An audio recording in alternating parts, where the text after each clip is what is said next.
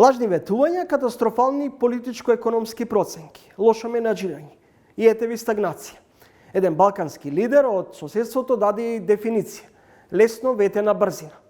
Еве го нашиот копи-пест. Годинава требаше да биде готов двостраниот гасовод од и кон Грција. До Неготино и Битола. Денеска велат, допрва ќе се бара изведувач. За патот до Охрид ќе се пишува веројатно кинеско-македонска мелодрама од 650 милиони евра. Една куса делница од автопатот кон Велес се реконструира речиси 3 години. Кон Блаце, трета година, 2 километри се градат. За пруга, кон Бугарија, 2 децени. И така се поред.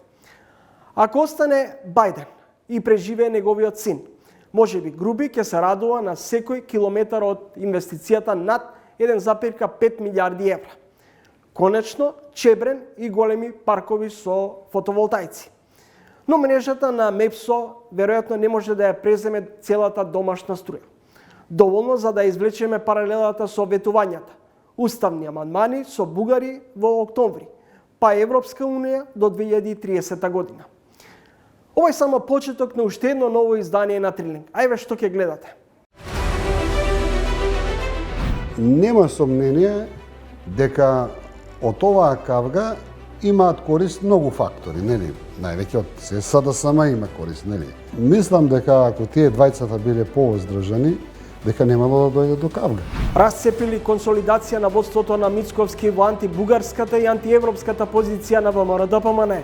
И затоа, кога го слушам ова сега, ние нема да правиме диктат, промена на историјата по бугарски диктат, јас постојано велам не. Ние треба да си направиме ревизијата не заради бугарски диктат, туку заради нас самите. Денеска ние сме свесни на еден процес на србизирање на македонската држава. Дали бегалецот Груевски може да се врати на чело на опозицијата? Како бранителот на македонската кауза од Букурешт би можел и би протежирал уставни промени по секоја цена? Не треба никого да преговара за уставните промени, требаше ДПМН да преговара за уставните промени. Дали Арсовска тера инеет или има договор со ЕСМ за поголема цена на парното? Цевководоци е на ЕСМ. ЕСМ треба да си го постави назад цевководот. Чебрен. Многу важен проект. Според мене, ова ќе биде најголемиот проект енергетски во независна Македонија. Писателот не сака повторно да биде политичар. Влезот во политика се случи сосема случајно, неочекувано. Долго време размислував дали ќе влезам. Што беше круцијално за да донесете таква одлука? Долго размислував да излезам од политика, така да...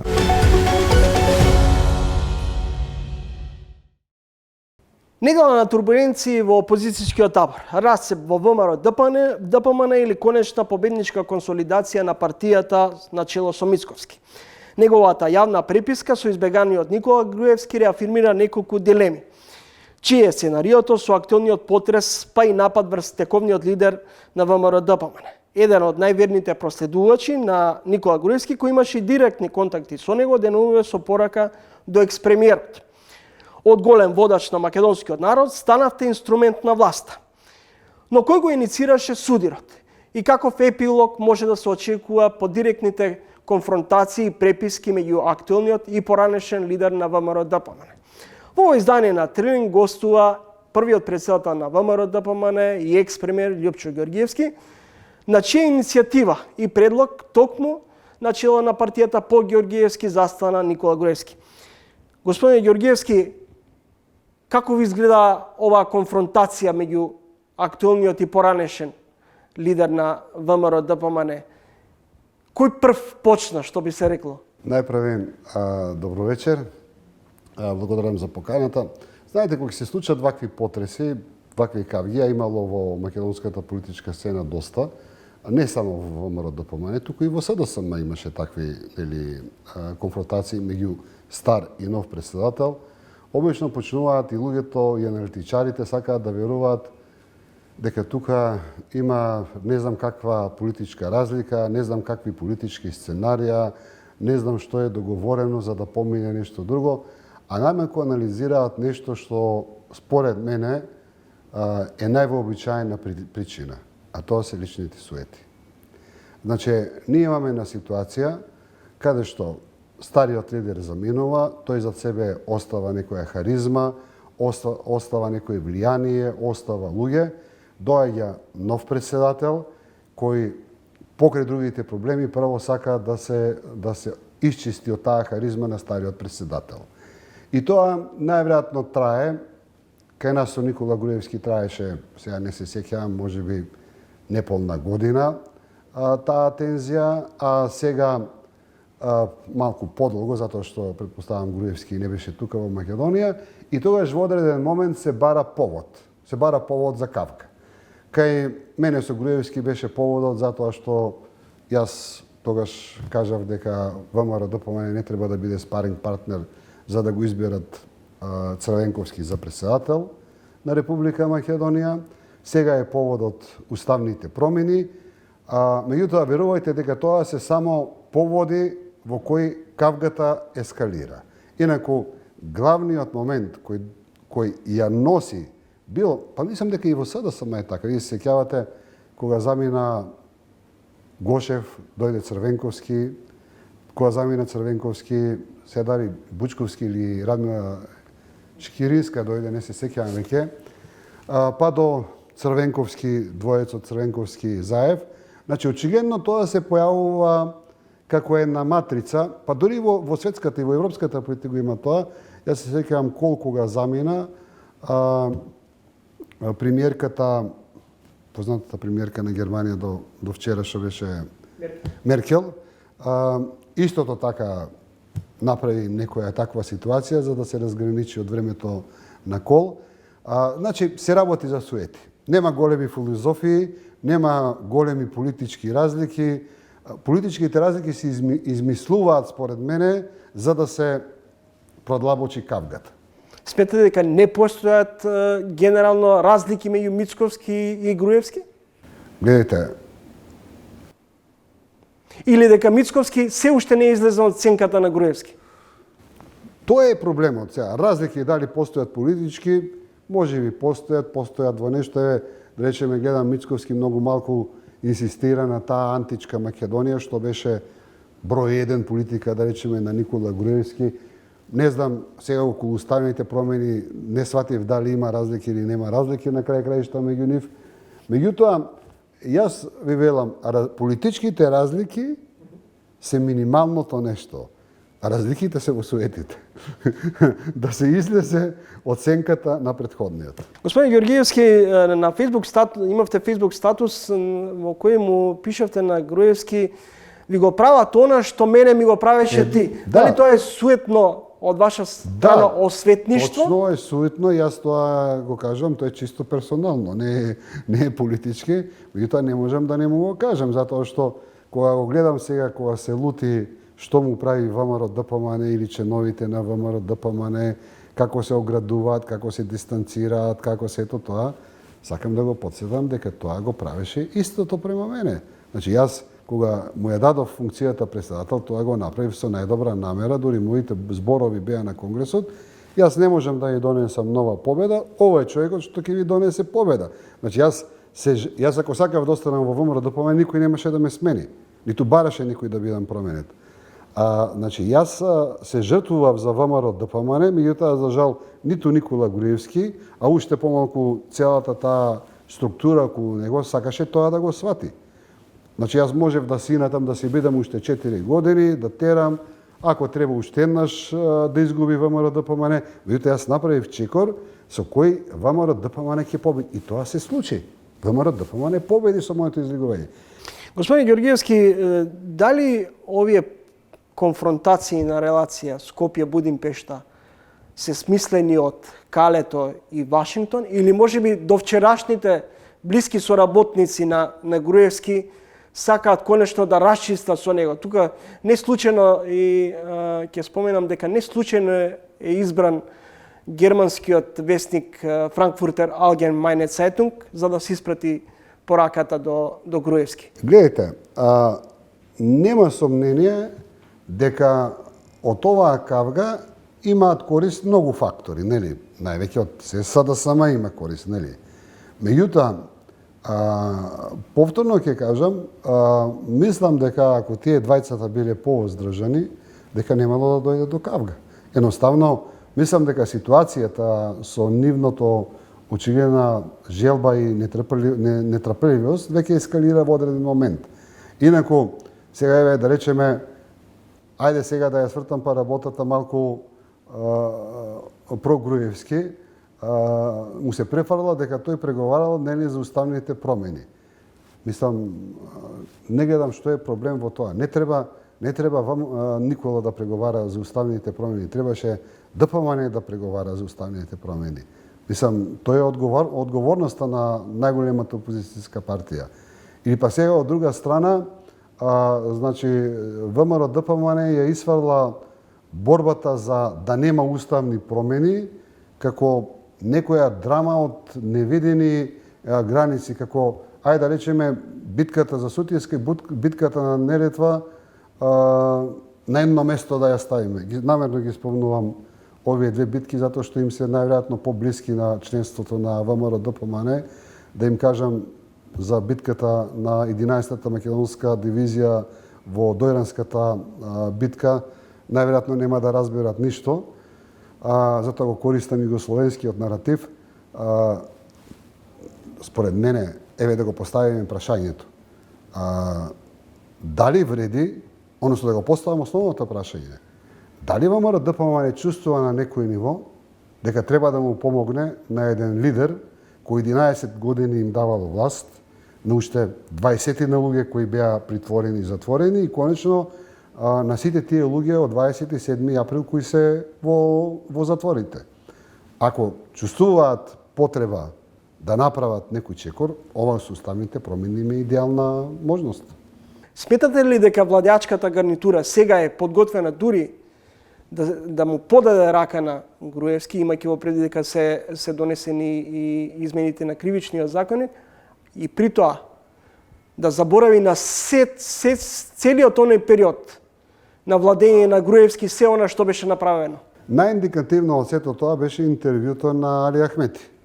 И таму дефинитивно висеше во воздухот дека има некоја таква работа. Сега, до кој степен да му се прости, тоа исто така не можам да го кажам. Може би на сите тие луѓе околу Груевски, нели, што се по затворите, некако да им се прогледа на некој начин, на овие од 27 април што влегува во парламентот. Дефинитивно според она што го чувствувам во воздухот и како наликуваат работите и она што зборува ДПМН, ВМРО ДПМН, дефинитивно имало некои пазари. Јас не сум вклучен во тие пазари, ниту ги знам деталите на тие пазари, правам анализа од она што ги слушаме, нели, и едните и другите што зборуваат. Меѓутоа јас пак го поставувам прашањето за ВМРО ДПМН.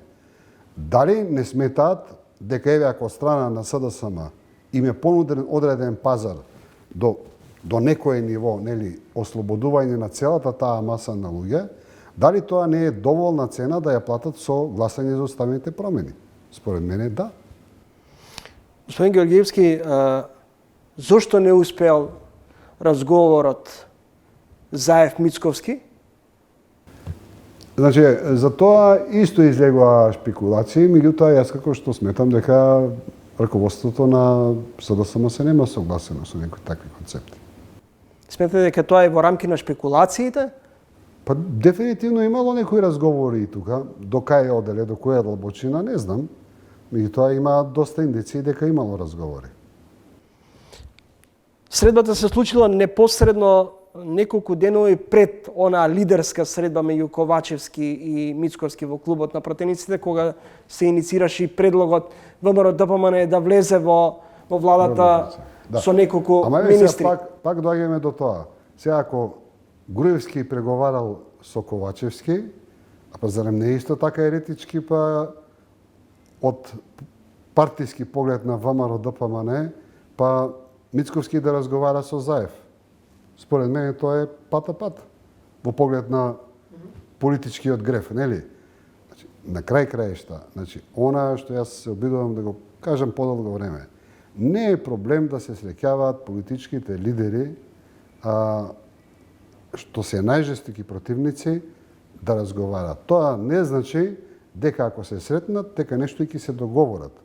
А на крај краишта сметам дека државата па ништо нема да изгуби ако двајца закоравени противници се сретнат и се договорат за некоја работа.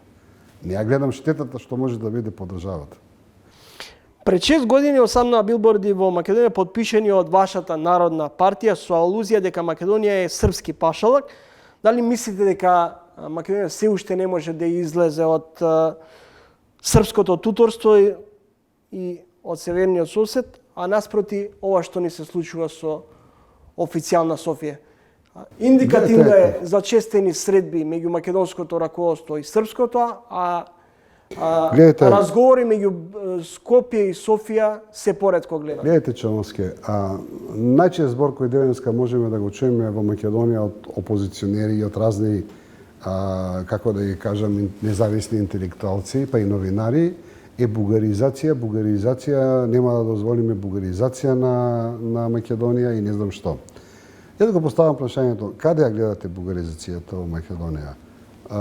Освен таму, десетина луѓе кои си имаат еден сајт Трибуна, кај што си ги изборуваат нивните тези, еве сите тие загрозени од Бугарија во Македонија, нека се свртат околу себе и да речат каде е бугаризацијата во Македонија. Нема такво нешто. Напротив, главниот процес кој денеска се случува во Македонија е србизацијата. Значи, имам чувство дека она што во раните 90-ти години што се покриваше со ние сме југословени, меѓутоа пак кога ќе разгледавте и тогаш бевме против словенците, бевме против хрватите, бевме против косоварите, пак на крајот се сведуваше дека ние сме само за Србија од таа Југославија, ама пак таа Југославија правеше некаква форма. Бевме за Југославија. Денеска мислам дека веќе тоа не се ни крие и кавгата со Бугарија, за жал, за тоа мислам дека сама си е виновна и Бугарија со ветото и една реторика која уследи после ветото. Денеска ние сме свесни на еден процес на србизирање на македонската држава, како никогаш досега. Дури морам да кажам, Лазар Кулишевски веќе ми изгледа како македонски национален патриот во однос на тоа што денеска се случува со србизирањето на Македонија. Главен носител очигледно е ВМРО ДПМН со неговите структури, што е иронија на историјата во целата таа приказна, а за жал на тоа се приклучени сигурно делови и на СДСМ, академијата е тука во тој процес. Значи, гледате, ова како добро дојде да им дојде, сега Бугарија ни става вето, сега можеме веќе слободно да си отвариме нашата душа, да си бидеме со србите поблиску. Тоа што Бугарија го прави ветото, не значи дека треба ние да станеме сега пак огранок на српската политика. Погледнете политички, ние се воодушевуваме на секоја постапка на Вучич. Во србите се исмеваат на тие постапки во кои ние се воодушевуваме. Првата реакција во Македонија на сендвичот што го јадеше Вучич беше општо воодушевување. Па после свативме дека во Србија парче го прават за таа работа. И јаде да погледнеме на друга работа. Со месеци во Србија се демонстрира да ги забранат Пинк и уште една која беше таму телевизија. Нивна, српска. Значи, ние немаме проблем со тие телевизии. Значи, дури ние не го фаќаме ни тоа позитивното што се случува во Србија. Значи, се што доаѓа од таму, ние го голтаме и го претвараме како наша општествена, како да е дел од нашето општество. И конечно, не можам да не кажам. Не знам кога е тоа подпишано, меѓутоа мислам дека во времето на Никола Груевски вие имате договор меѓу Македонија и Србија за обнова на сите српски споменици кои меѓу двете светски војни во времето на српската окупација се изградени, бугарите кога доаѓаат 41 ги рушат и сега ние имаме обнова на тие српски споменици. Ние практично имаме едниот најмаркантниот е во Зебренјак во Куманово, некни пред 2 месеца имаше на Брегалничката битка во Штип обнова, пред 3 месеца имаше во местото Рамне во Охрид. И што е најинтересно, во местото Рамне на Охрид вика вака, овде се убиени 300 вика 300 срби, не знам како што, од локалните бугарски бунтовници. И сега доаѓаме до најинтересното прашање. Трагикомедијата на целата таа приказна. Нам не ни пречи никога србите не нарекуваат, нели, нашите историски личности ги нарекуваат бугари. Значи, молчиме за тоа. Вие ако отворите интернет, веќе имате серија на документарни филмови, каде што Гоце Делчев, Даме Груев, ВМРО се нарекува бугарска организација, бунтовите низ Македонија против србите се нарекуваат бугарски. И никој од македонската историска елита, еве пред сега, иако би требало и политичка, не реагира на тоа. Господин Георгиевски, во еден јавен настап велите дека во земјите од постсоцијализмот се направени крупни ревизии на историјата. Што би требало ние да направиме во вакви околности кога се натегаме со официјална Софија, чие е Гоце Делчев? Ама Дали постоиме од 45-та натаму? не, гледайте, вака сега. Или претходно? Јас тоа сум го кажал и порано. За мене, да, постои, за разлика од многу што негираат и не сакаат тоа да го приват. За мене е јасно дека македонскиот народ има општа историја со бугарскиот народ. Процесот на осамостојување никако не може да се врзе со 45-та година. Напротив, тоа трае барем 130-140 години. Тој процес почнува со јазичниот сепаратизам, потоа иде политичкиот сепаратизам и иде националниот сепаратизам. За сите тие работи се најмногу виновни самите бугари и нема што да се лутат на Новаковиќ, на Сталин, на Тито, на Петко, на Станко. Тие постојано водат перманентна катастрофална политика према Македонија, меѓутоа тоа не значи дека ние треба некои општи места да ги негираме. И затоа, кога го слушам ова сега, ние нема да правиме диктат, промена на историјата по бугарски диктат, јас постојано велам не. Ние треба да си направиме ревизијата не заради бугарски диктат, туку заради нас самите. Гледате Тривен гостин во емисијата Љупчо Георгиевски, председател на ВМРО Народна, екс-премиер, прв председател на ВМРО ДПМН. Господин Георгиевски, уште неколку аспекти околу уставните промени. Во јавноста се шпекулира, чинам дека дури и вие негде имавте најава дека можно е на 18 октомври да се изгласаат уставните промени. На едно прашање јас одговорив дека тоа се зборува во парламентот и дека поготово нели важни политички личности на власта го спомнуваат тоа, не се сеќавате, во средината на октомври ќе бидат изгласани уставните промени без детали, нели што како. Меѓутоа јас од денешен аспект не гледам кои се тие сили што можат да ги изгласаат уставните. Што значи не верувате дека уставните промени би се спровеле оваа година? Дека сум песимист и тоа е жално за Македонија, затоа што уставните промени не се никаква драма за нашата држава и за нашата нација, ако сакате. Ништо од нашиот суверенитет, од нашиот идентитет кој толку многу го зборуваме, не ни се зема. Напротив, тоа е една потврда и мене ми е жал што веќе една година и нешто губиме, нели, кога се потпиша тој договор со Албанија, кога ги направивме веднаш уставните промени, ние ќе почневме со активни преговори уште пред една година. Значи една година изгубивме, сега оваа година ќе ја изгубиме. Господин Георгиевски, лидерот Надуј Ахмети не именува, но направи илузија министри и челници на ВМРО ДПМН добиле задача од Глигоров, албанци да се блокираат во процесите на приватизација. Знаете ли вие за кого станува збор? Па не, мислам или да бидам дека подиректен, дали се работи за Стојменов и за Ѓорчев? Мислам дека е моја некоја временска грешка. Прво, најголемата приватизација се случи до 98 година. После 98 година ние имавме, како се вика тоа, кохабитација со Глигоров скоро една година, не полна ни една година. Такви разговори да имало меѓу нас и Григоров немало, а па она што е најинтересно во целата приказна, јас не памтам дека во времето на СДСМ и 2 години од мојот мандат, па некој знаел дека кој е Али Ахмети. Али Ахметин такво име не постоеше во албанската политичка сцена. Знаевме многу други албански имиња, меѓутоа Али Ахмети се појави после 2002 година, нели? Така што таква работа од наша страна. Меѓутоа, сега да одговорам генерално, да, мислам, начинот на кој е почната македонската приватизација, раните 90-ти години, точно се гледа дека албанците отсуствуваат од приватизациониот процес во Република Македонија. И зошто е тоа направено, тоа не сум учествувал во тие процеси. Дали како држава западнавме во национал шовинизам? Да, имаме на таква линија, за жал така е. Немаме потреба од таква политика, Во вашиот период, но и претходно, беше незамисливо да се соработува меѓу вас и Црвенковски.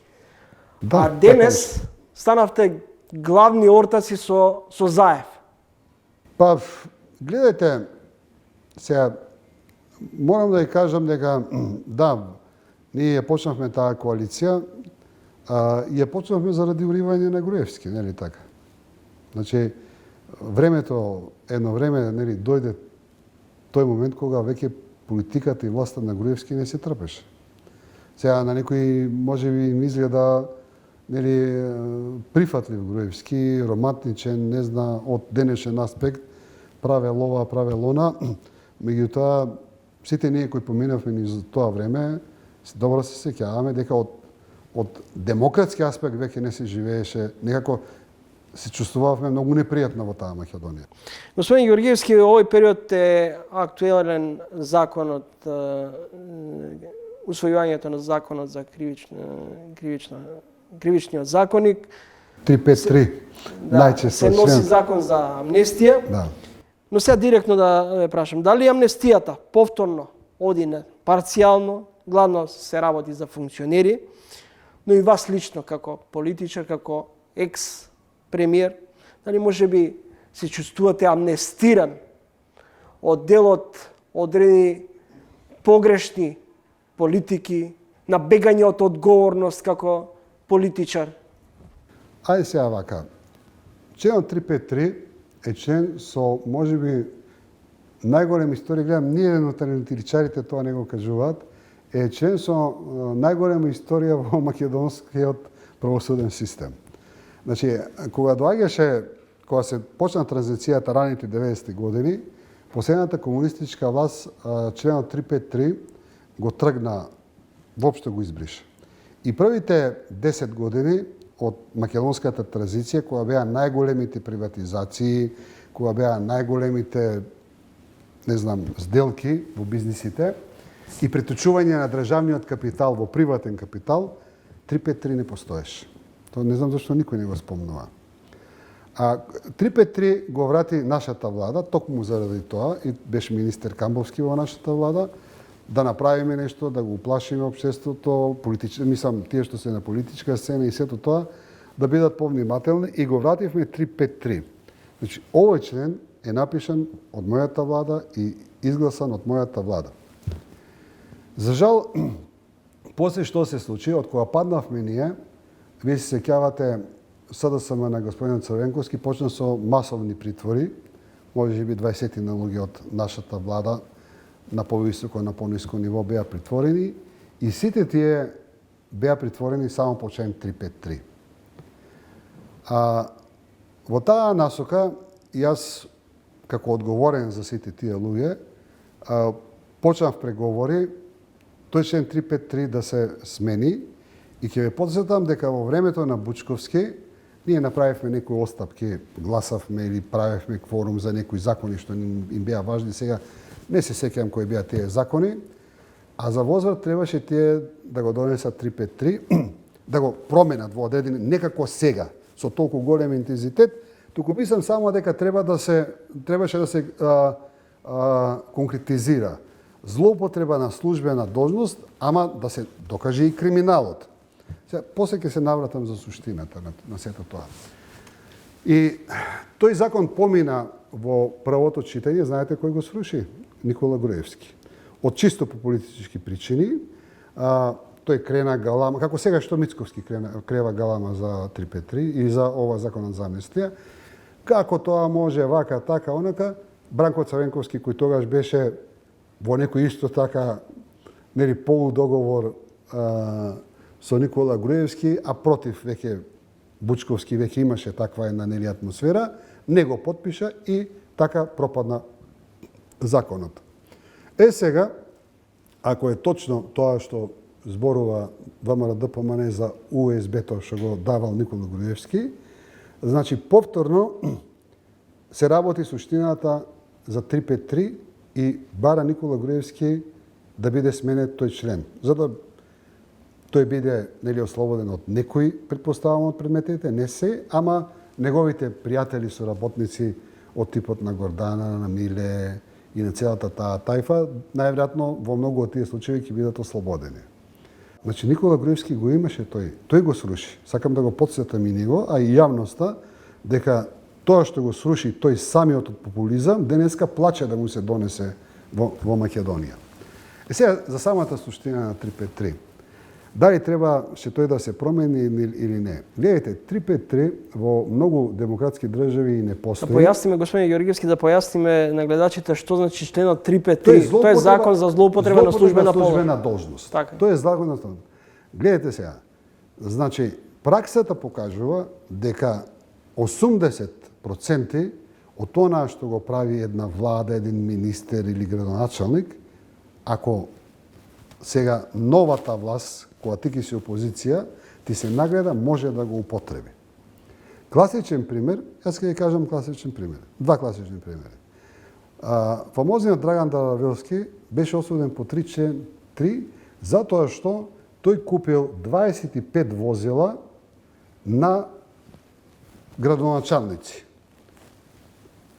Струмица, Штип, Копје, не знам каде сега да не ги бројам, 25 коли. Нема најдено дека во тоа има криминал. Значи, не е земена провизија, не е направена корупција. Ама, во тој момент, законот не дозволувал тој како институција царина да може, и не само ова, имаше купено, во неговото кривично дело е апарат на Академијата на МАНУ, на Македонската академија наука, за генетски истражувања. Со тој после апарат, мислам, ние правевме големи приказни и многу истражувања се направи од тој апарат. Меѓутоа, во тоа време, тој како директор на царина не можел да го купи тоа. Сега, тоа е тоа е на некој начин злоупотреба на службената должност. Ама не е украдено ништо. Нема криминал. И не можеш ти за тоа да му даде 7 години затвор. Слична е приказната и со Мерцедесот на Никола Груевски. Јас сметам дека тоа е политичко дело. Премиерот сакал баш таква кола. И несреќата негова да биде, па има и телефонска снимка кај што си нарачувал точно таква кола. Јас, како што сватив, таму не е земена провизија. Не е направен криминал.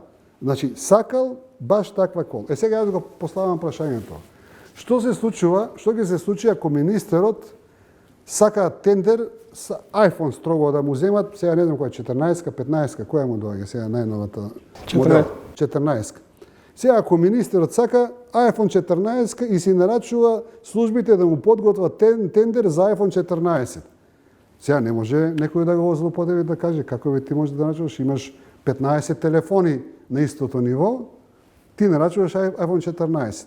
Или во медицината имаш горе-доле ист лек за одредена болест.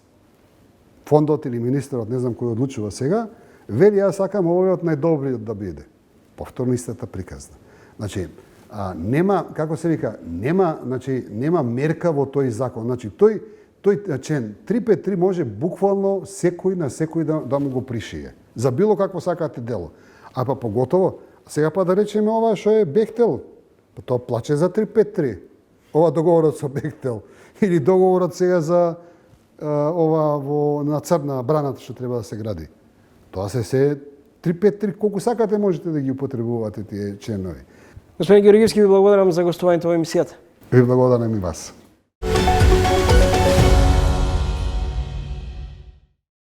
Од новата сезона на Тренинг воведовме пракса гостин водител и неколку афирмирани новинари да гостуваат и да водат своји разговори по нивен предлог на теми и соговорници.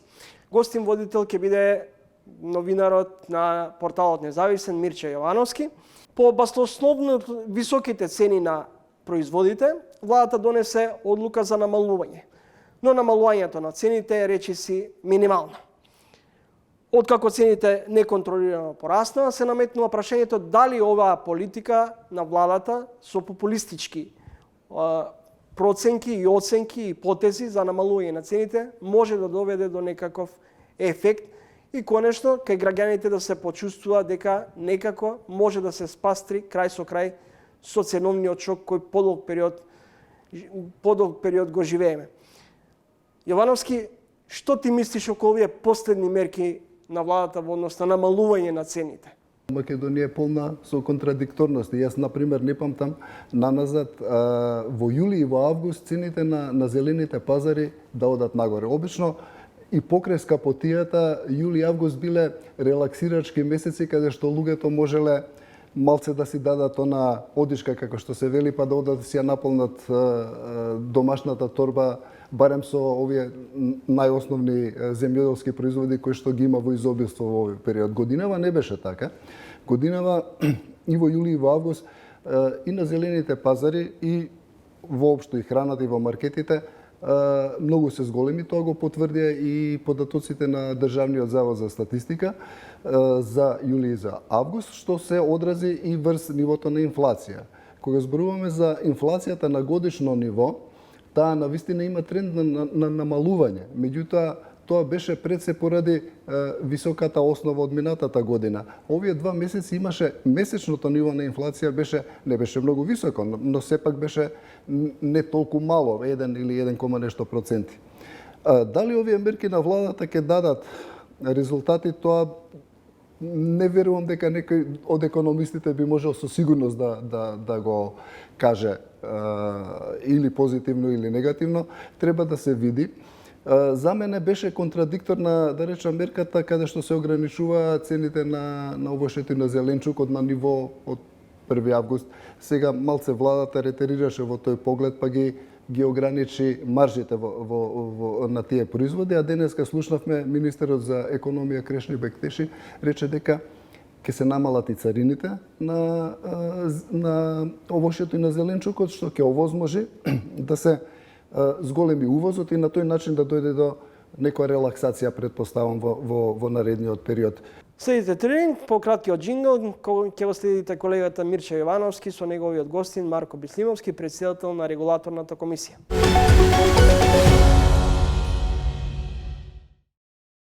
На почеток би сакал да ве прашам за она веројатно што најмногу ги интересира граѓаните, особено скопјани. Дали ќе има парно грејење годинава? Апсолутно дека ќе има парно грејење. Во изминатиот период, јас неколку пати во јавни настапи кажав, дека додека не добиеме цврсто уверување дека ќе се направи цевководот на мостот Беласица, регулаторната комисија за енергетика нема да определи цена за топлинска енергија. И двете топлани во Скопје може да ги задоволат потребите на граѓаните од топлинска енергија. Но проблемот е што нивната цена е некаде 3 пати повисока од цената на тето. Односно, негде 52% во крајната цена за топлинска енергија отпаѓаат на трошокот за топланите, а само 36% на тето. Тоа е во дел на трошоци. А во делот на топлинска енергија што ја даваат на системот, тето дава 60%, топланите даваат само 40%. Така да на нас исклучително ни е битно да го имаме тето, да произведува топлинска енергија по цена која што е далеку пониска и која што ќе овозможи да немаме ценовни шокови на граѓаните.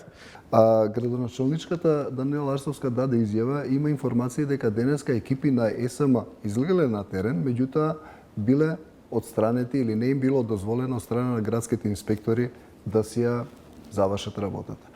Оно што мене ме интересира, до почетокот на грејната сезона остануваат уште многу малку, 2 недели. Колку ќе чини таа санација на мостот Беласица и кој треба да ги плати трошоците, бидејќи од она јас како што ги разбирам работите, всушност тука лежи зајакот, што се вели. Од градот велат, бидејќи цевките се на ЕСМ и тие изгореа, дека ЕСМ треба да си ги покрие трошоците за санација. Од ЕСМ и од владата велат, бидејќи мостот е на градот, градот треба тоа да го направи. Не, апсолутно. Според мене тоа никогаш не се поставуваше прашање за тоа. Цевководот си е на ЕСМ. ЕСМ треба да си го постави назад цевководот, тој дел каде што треба да се постави цевководот. Очекувате до почетокот на грејната сезона цевките да бидат Па не знам поставени? тоа са колку треба 3-4 недели, но во октомври во суштина и не ни треба многу топлинска енергија од тето, бидејќи ќе дојде и до прегревање, а тето дава огромни количини.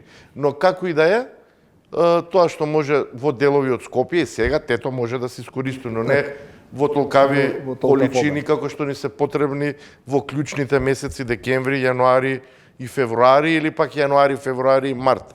Затоа што гледам дека по последниве анализи температуриве октомври, ноември и декември се зголемуваат, а во март и април пак ни се намалуваат. Но тоа е тоа. Битно е да го имаме во ударниот период, декември, јануари и февруари. Јас очекувам некаде кон крајот на октомври преку тој цевковод да проаѓаат количини за останатиот дел на Скопје. Мене ме интересира врз основа на што ќе се прави санацијата на мостот. Дали постои релевантна анализа за состојбите на мостот? Денеска, например, деканот на Градежниот факултет, професорот Горан Марковски, рече, цитирам, ниту тој, професорот Марковски, ниту Градежниот факултет имаат информации врз основа на што е донесена одлука за пуштање на мостот, односно деломно пуштање во употреба. Не сум експерт за тоа, не би знаел да зборам во каква состојба е мостот, но она што го знам и имав разговор со градоначалничката на градот Скопје е дека се направени сите испитувања за мостот и нема никаков ризик и нема никакви сериозни оштетувања. Тоа е тоа што го знам и верувам дека е тоа така, затоа што били и други експерти и са не би навлагал со деканот на Градежниот факултет, апсолутно не се разбирам во таа проблематика, но она што го знам јас официјално од градот Скопје е дека се направени голем број на тестирања кои што покажале дека оштетувањата се минорни, многу блиски до нула. Но ако не знаете нели за мостот, за енергенсите сигурно многу знаете, каква зима не очекува? Што можеме да очекуваме во однос на снабдувањето со енергенти? Оноа што го гледам во делот на електричната енергија и природниот газ, некаде природниот газ оваа недела имаше поголеми зголемувања, некаде околу 2-13% се зголеми, па падна, па денес гледам пак расте, некаде околу 42 евра за мегават час. Инаку минатата година ова време беше околу 300 евра, но пред да почне кризата беше па 6-17 евра за мегават час. Електричната енергија е од 130 до 150 евра за мегават час. Она сега што сериозно загрижува е забраната на Русија да извезува готов дериват дизел во повеќе земји и тоа представува проблем и ние веќе имаме последниве 10 дена на берзата медитеранска во Дженова, од каде што ние ги превземаме податоците за правењето на цената за секој нафтен дериват, веќе дизелот ни е поскап отколку бензинот.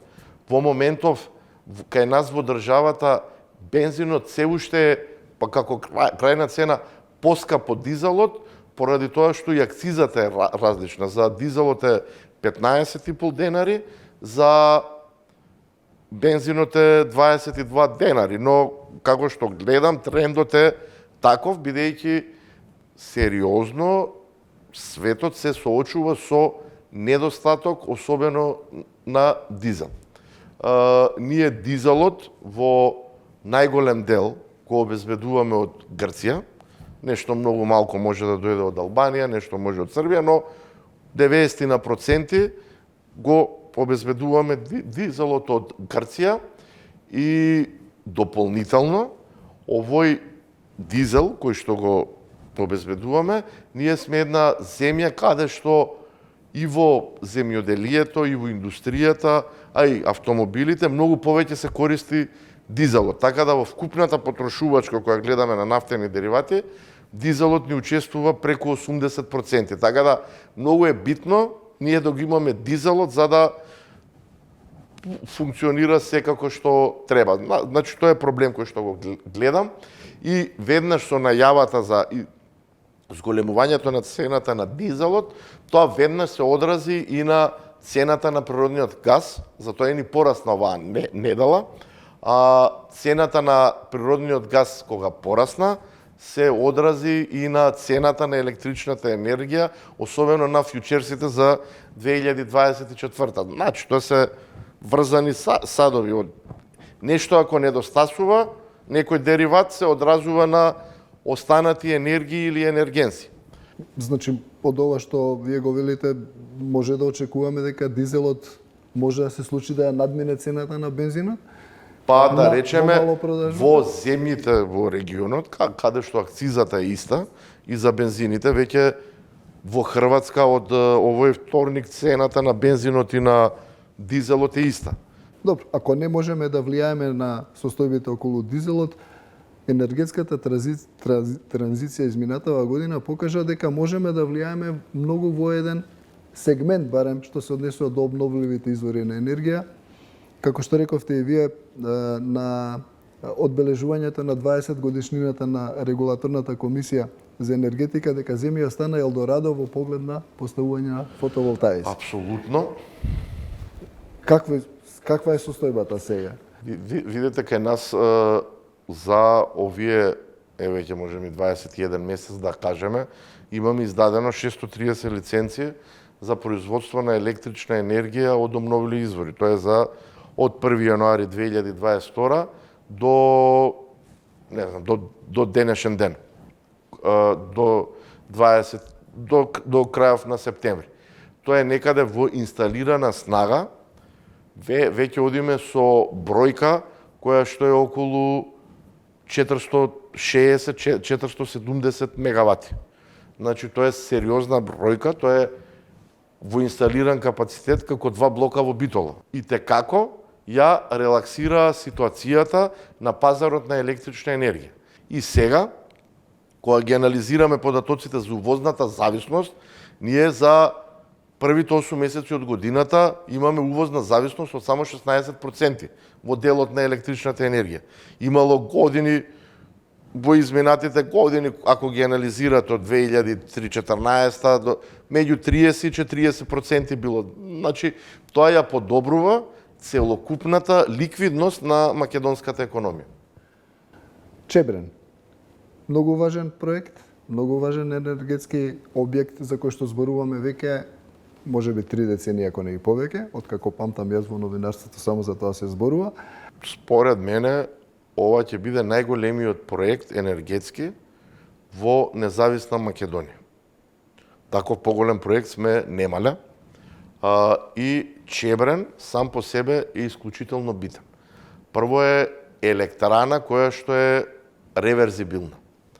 Значи, нон-стоп ќе произведува електрична енергија кога ќе ни треба. Најмногу на нас ни треба во текот на денот, тогаш не е најголема потрошувачката, а ноќе драматично ни паѓа. Значи, навечер со пумпи, водата од другото езеро кое што ќе се направи, а тука и Тиквеш се враќа назад, за да може во текот на денот Чебрен да произведува. И поради тоа се предвидува производството на Чебрен да биде околу 1,32-3 милиона киловат часови, што е поголемо производство од сите останати големи хидроелектрани во државата. Значи, од аспект од тоа и како ќе ни помогне. Многу битен фактор е тоа што Чебрен ќе биде давател и на системски услуги, на системски резерви и на баланс на енергија. И тоа ќе го балансира, ќе помага во балансирањето не само кај нас, туку ќе помага и во останатите земји во регионот, бидејќи веќе функционира регионален пазар и на системски резерви и на баланс на енергија, а тоа како продукт е најскап продукт на пазарот на електрична енергија. И значи Чебрен сам по себе ќе заработува. Добро е што ЕСАМ ќе влезе со 33% со тоа што ќе го дадеме Тиквеш, и сега за да кажеме тоа што значи, да речеме лани просечната цена на пазарот беше околу 250 евра за мегават час. Чебрен, ако сме го имале лани, да продавал по 250 евра, тоа е милиарда киловат часови, ќе сме заработеле 250 милиона евра, од кои што 80 милиона евра, 80 и кусур, би биле за ЕСАМ. Прашајте вие, видете која година ЕСАМ остварил добивка од 80 милиони евра, нема. Значи, Чебрен ќе биде успешна приказна. Ние како држава очигледно не успеавме сами да го направиме, јас би бил најсреќен тоа да можеше да го направиме, ама не го направивме и сега тоа ќе го прави грчката компанија PPC, таа е сериозна компанија, активна е на пазарот на електрична енергија, таа е присутна и во држава веќе, исто така и во регионот, и апсолутно верувам дека овој проект ќе биде најдобриот енергетски проект во независна Македонија. Ви благодарам и ви посакувам да сочувате независноста и во наредниот период. Ви благодарам за поканата и бидете сигурни дека ќе сочуваме независноста.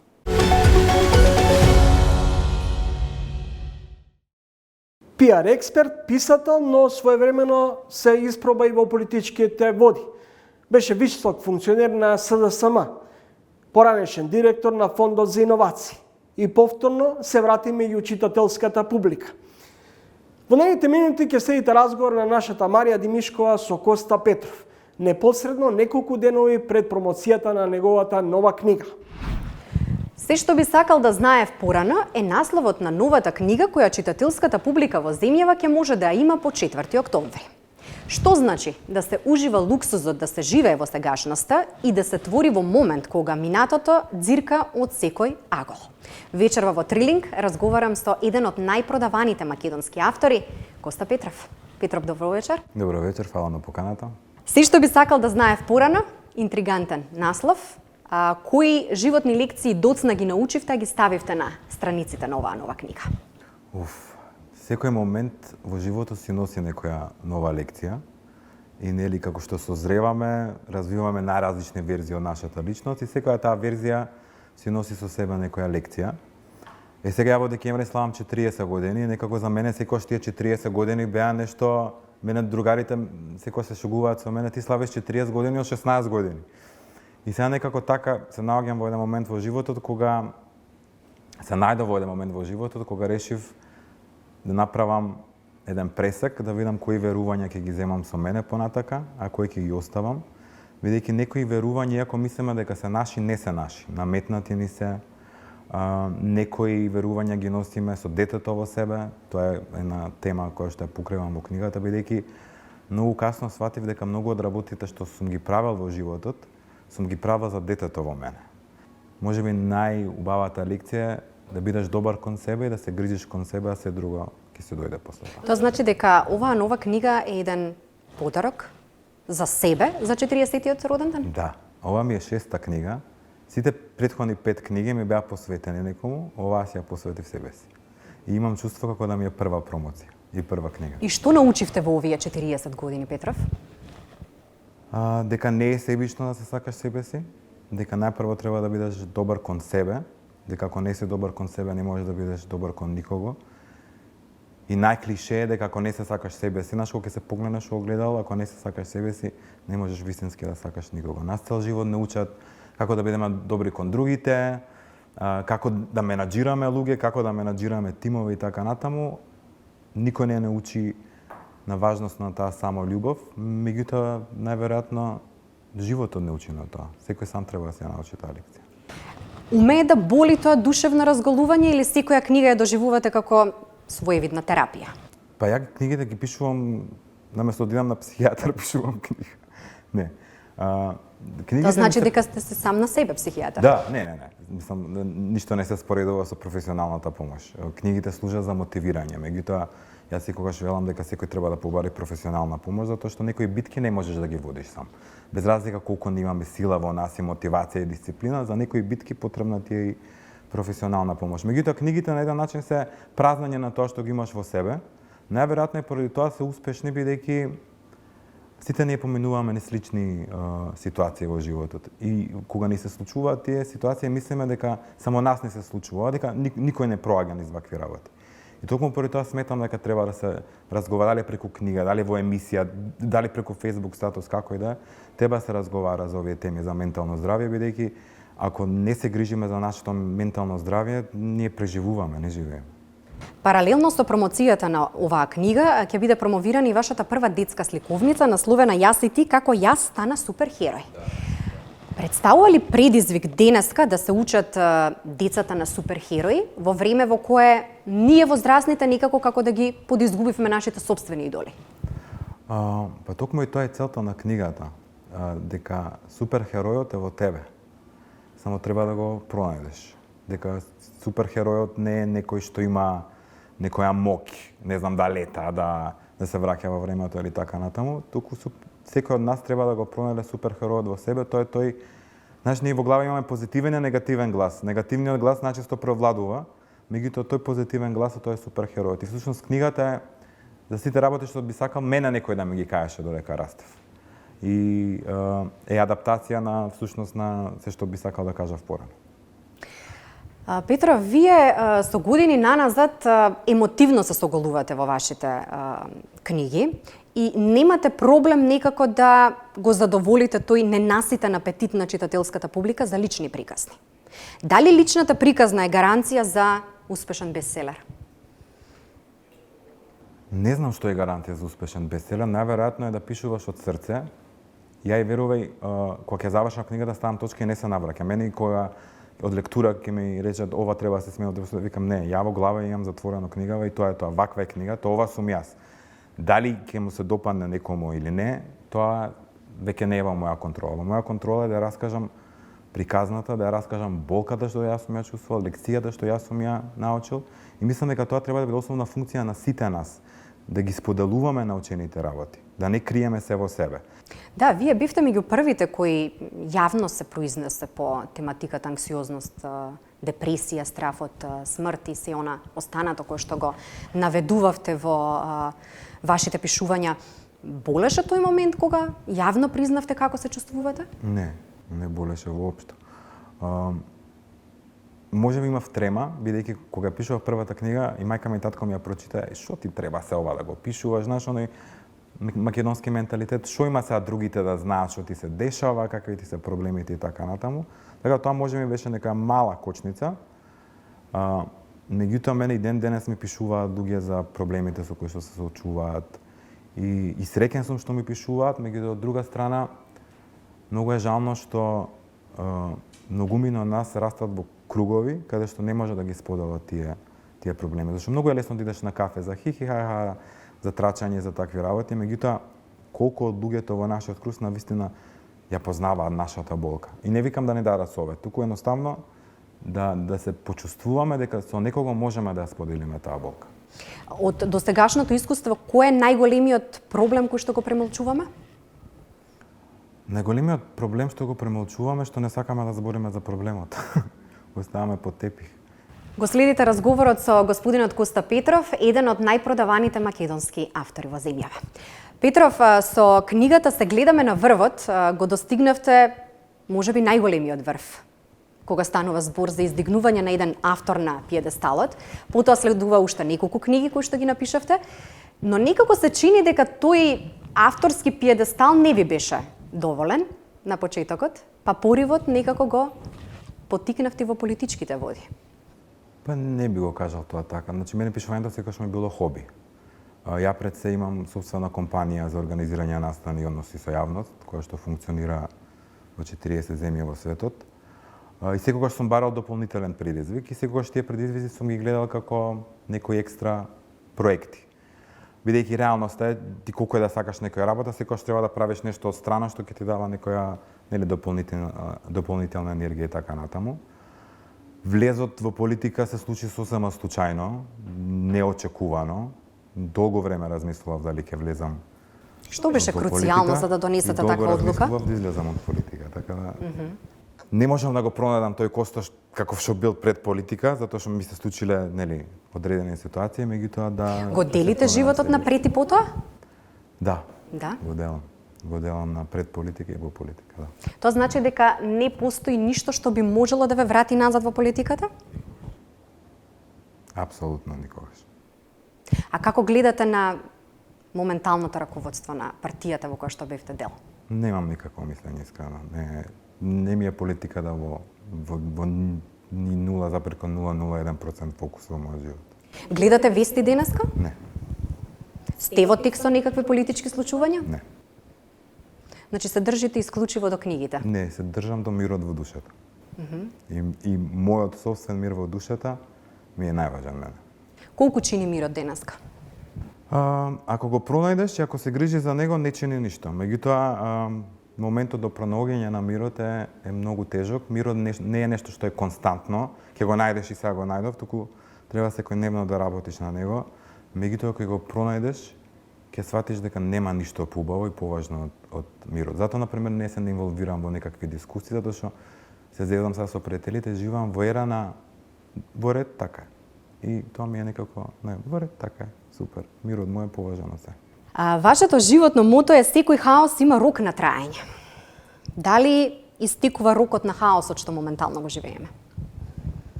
Па секој го дефинира и го менаџира сопствениот хаос.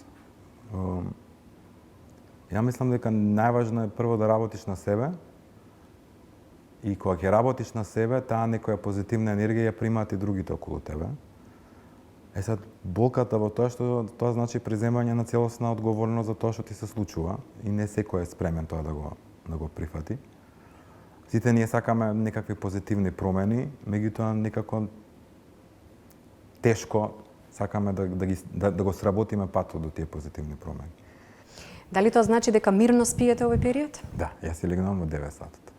Во 9 часот легнувам, се будам секој ден во 4:40 и спијам како топ. Петров, ви благодарам за вечерашното гостување во Трилинг. Фала ти многу. Следовте уште едно издание на ТВ магазинот Трилинг, во кое гостува Љупчо Ѓоргиевски, прв претседател на ВМРО ДПМН и екс-премиер, Марко Бислимовски, претседател на регулаторната комисија, како и писателот Коста Петров. Довидување до идниот петок во исто време, 20 часот и 45 минути, а во меѓувреме останете со програмите на телевизија 24.